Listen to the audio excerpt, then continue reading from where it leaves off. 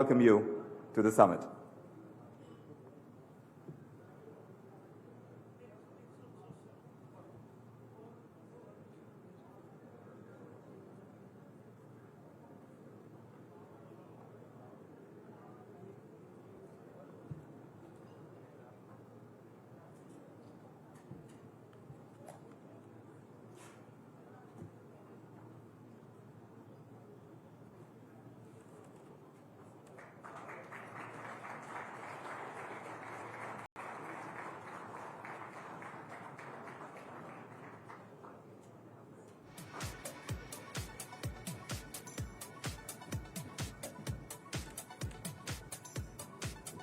Namaste. Honourable Ministers, distinguished delegates, ladies and gentlemen, partners, colleagues and friends. It is a profound honour to address this eminent gathering at the times of India's Global Business Summit, and I pay tribute to the organisers who have turned this summit into an unmissable fixture in the global economic calendar. The theme of this summit, Evolve, Emerge, Expand, is not just a reflection of the aspirations of business and economies worldwide. It embodies the very essence of the Commonwealth and India's leadership within it. India stands today as a beacon of economic dynamism.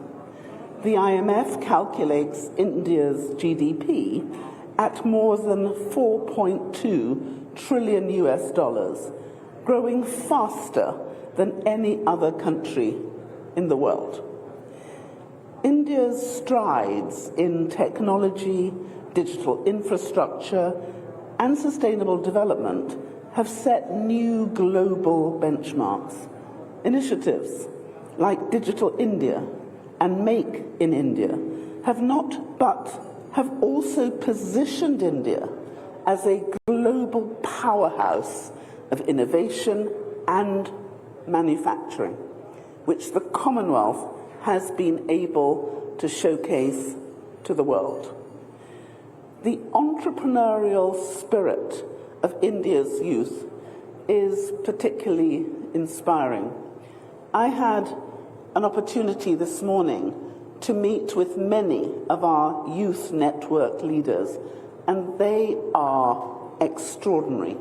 And we've seen a number of young innovators in India who have captured the Commonwealth Innovation Awards and who are energetically participating in our Commonwealth Youth Council and all of our networks. With over 1.4 billion citizens, more than 65% of whom are under the age of 35, this demographic dividend represents a vast reservoir of talent and energy. As a natural home for new startups, India is poised to lead in the industries of the future, from artificial intelligence and fintech to green energy and advanced manufacturing. Indeed, the AI economy is expected to add $16 trillion to the global economy by 2030 and $32 trillion to global trade. Uniform adoption of AI can generate growth up to 14% by 2040. Responsible use of AI therefore offers enormous social and economic opportunities. And this is especially important to developing and small states, if they are not to be left behind. And what has been so warming, so welcoming, was to see India's offer in Samoa in the last Commonwealth Heads of Government meeting to share her knowledge, her expertise with all of our members. This offer to share AI and digital technology may be pivotal for growth in our future. But as India scales new economic heights, she must also navigate a complex and rapidly changing world. The global economic landscape is shifting, marked by supply chain disruptions, geopolitical realignments, and the urgent need for sustainability. In this environment, India's ability to leverage strategic partnerships will be of paramount importance, and this is where the Commonwealth emerges as an unparalleled platform of opportunity. The Commonwealth is a voluntary partnership of 56 countries, spanning every continent, not bound by treaty, but by a deep and abiding commitment to shared values and systems, common interests, and natural advantages. Some have described it as a petri dish. We can grow anything because every country, every type of region is round our table. And this is what sets the Commonwealth apart in an increasingly uncertain and fragmented world. At its heart, the Commonwealth is an alliance of trust. Our members, representing 1/3 of humanity, large and small, developed and emerging, come together because they see the value of cooperation, mutual support, and shared prosperity. The Commonwealth is united by democracy, the rule of law, human rights, and a collective ambition to improve lives. These principles create an environment of reliability and stability, precisely the qualities that investors, businesses, and governments seek in volatile times. India, as the largest member, has an incredible opportunity to lead and shape this unique family of nations. India's influence extends beyond economics. It is a cultural, technological, and diplomatic force within the Commonwealth, with similar legal frameworks and established trade ties. The Commonwealth provides India with a trusted network of partners across Africa, the Caribbean, Europe, the Pacific, and beyond. Indeed, trade is at the heart of the Commonwealth's unique value.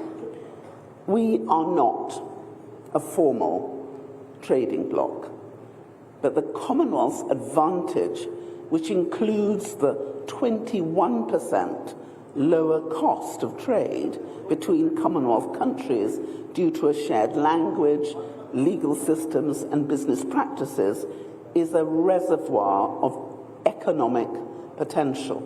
You need only think about how we can together use the trade facilitation arrangements of the WTO, the benefits of the African continental free trade area, to see the opportunities that there are for great growth.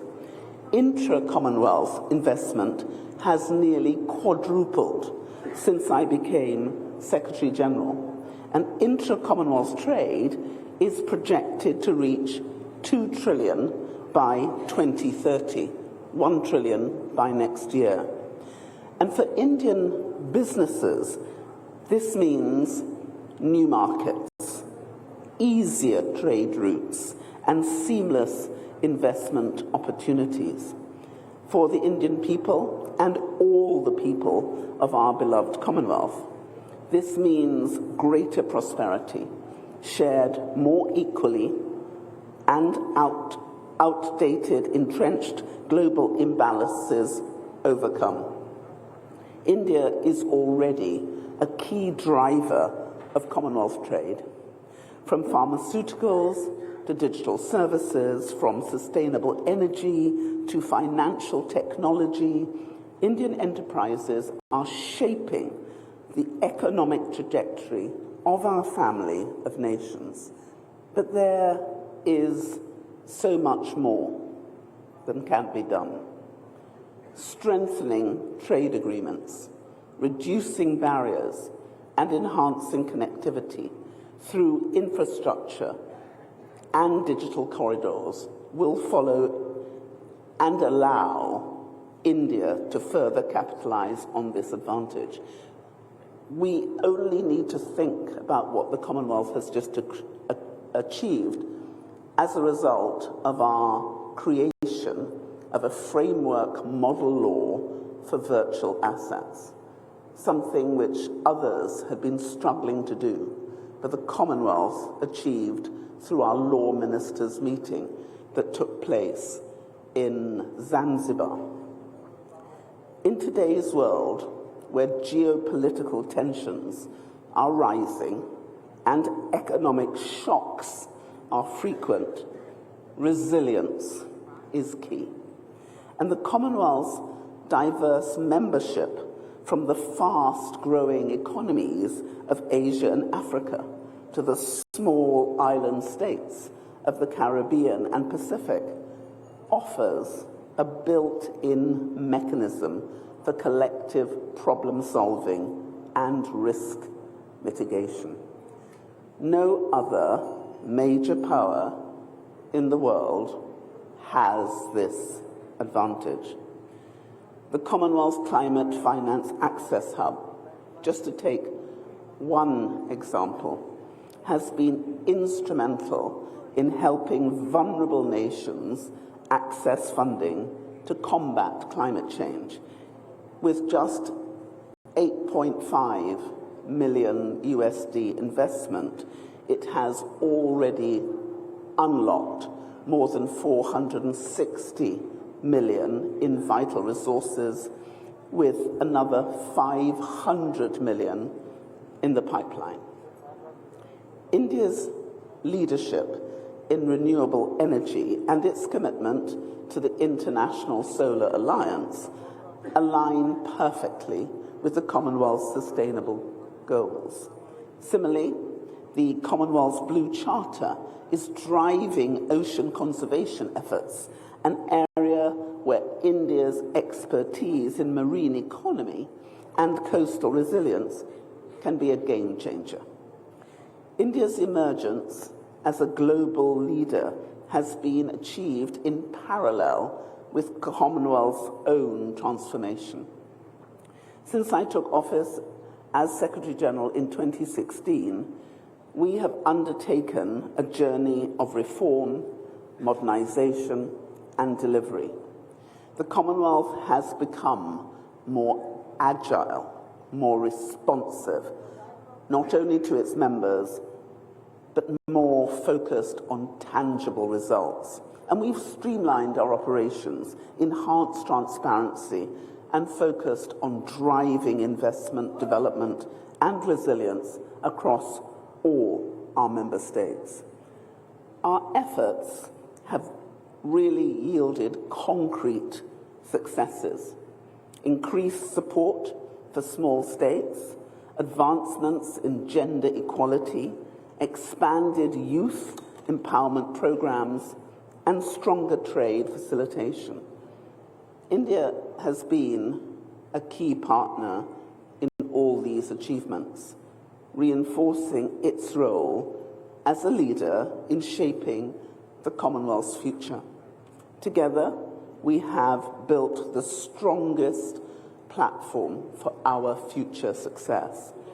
So, as I look to the future, as I prepare to leave office as Commonwealth Secretary General, I understand more than ever before the need for us all to embrace the spirit of evolve, emerge, expand.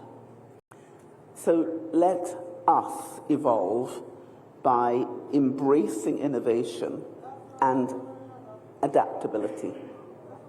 Let us commit to be the leaders in sustainable and inclusive development, and let us expand our horizons through deeper collaboration and partnership. When I started on this journey in 2016, all the things that we have done were said to have been impossible. It would have been impossible to get the 5 regions to come together to do the blue oceans. It would be impossible to do our Living Lands Charter. It would be impossible to get our trade ministers together.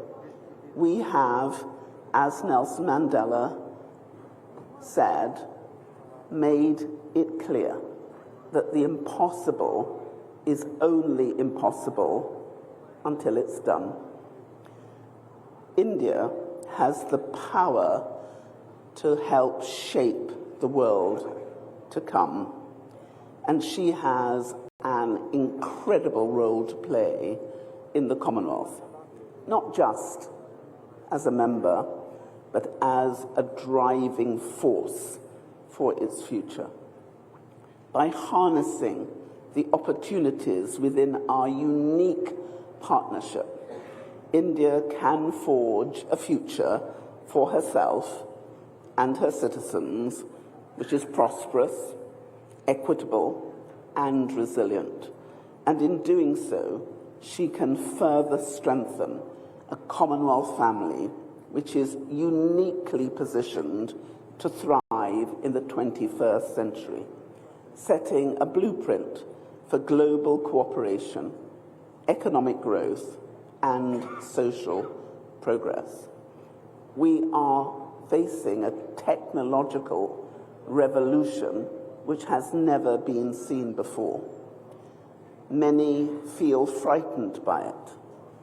We need to grasp it. It is the opportunity that is there for us all.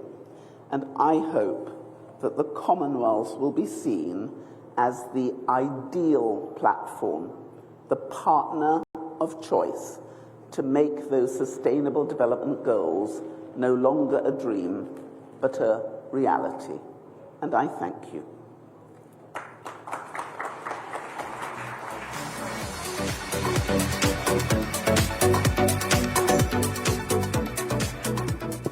Thank you.